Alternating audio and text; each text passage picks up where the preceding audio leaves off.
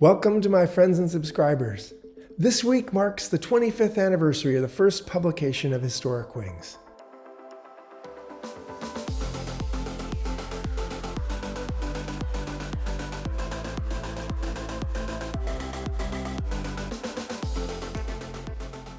As some of you may know, in October 1997, I wrote my first article about aviation history. It was a story about Chuck Yeager and the Bell X-1, the first aircraft to break the speed of sound. So I'd like to take a moment and do three things. First, to review the past, then to talk about the present and what I'm doing now, and finally, to talk about the future. First, to recap the past. That article about Chuck Yeager kicked off in 1997. It was written on an important anniversary as well, exactly 50 years to the day that Chuck Yeager punched through the sound barrier and flew faster than Mach 1. At the time, I had just wanted to create an interactive web-based story about my true passion, aviation history. The reception it got was incredible. That small story received half a dozen awards and had tens of thousands of views online. And since those early days, I've researched and written over 450 articles about aviation history and several books. Along the way, I covered everything from the earliest days of flight, even before the Wright brothers, through the First World War, the Second World War, and all the conflicts since, right up to today as I catalog history as it happens. It's been a wonderful experience, and throughout I never wavered from one simple goal, which was to bring you stories from the past that would have otherwise been forgotten. Mainly, I focused on the men and women who dared to risk everything, to fly higher, faster, and farther than ever before. And I always looked for a story that few knew. I had to write those stories while I worked on other projects and did other work.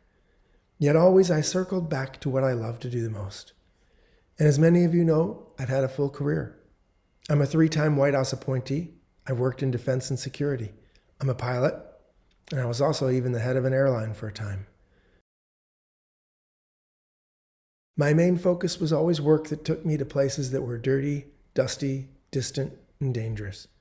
And many of those would deserve stories too, but I can't tell them all. Over the years, I've flown search and rescue missions, carried out missions into Pakistan and into Afghanistan, done service in Iraq, Lebanon, and a few dozen other places. Most of my work involved aviation, though as a senior White House official, I also had my hand in a range of policy matters. The years passed quickly, but now as I look back, I'm glad for it all. But it brings me to a second thing, and that is to recap what I'm doing now, because Historic Wings is in the middle of making a transition. I've started to do videos, as you know. And these days, I tell my stories online with images and motion graphics. A year and a half ago, I started this YouTube channel. I wish I'd done it earlier. That's my only regret. It began well and it grew quickly. But then in August of 2021, the Taliban took power in Afghanistan. I had to set everything aside. For the next 7 months, I worked exclusively to rescue those who were left behind. One family at a time, sometimes even one person at a time.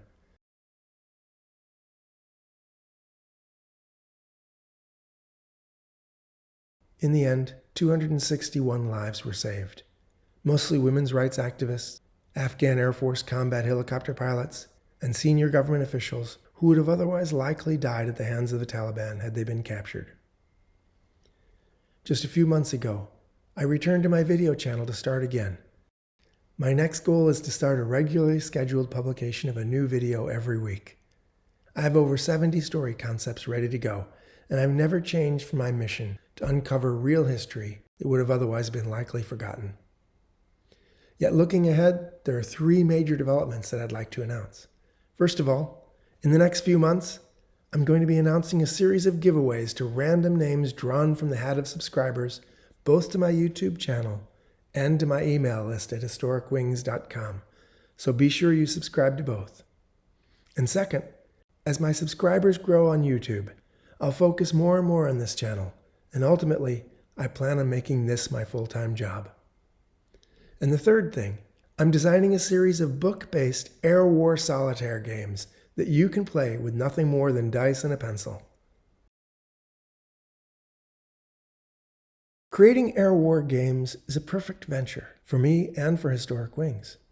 It gives me a chance to practice my other skills as an artist, as a graphic designer, as well as to teach history in a unique and fun way.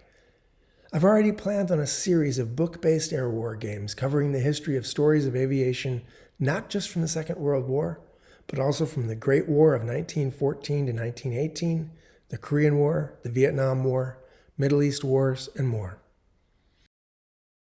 Rather than recreating the Battle of Britain from the pilot perspective, however, it puts you into the role of being a sector commander in charge of ordering the RAF squadrons across all of southern England to intercept incoming Luftwaffe raids.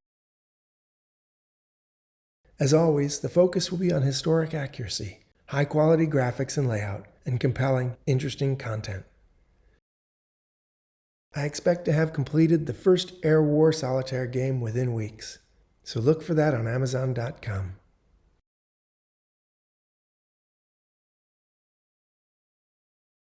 I'd like to thank you for your support and your viewership. Please do share this video and give it a thumbs up. And if you haven't subscribed yet, there's no better time than now. And remember, the giveaways are coming. So let me end this video with two things. First, your comments are always welcome. And as you know, I work very hard to answer every comment that's posted on my videos. And second, looking ahead, this is Thomas Van Hare and Historic Wings. Remember, there's always more to the story.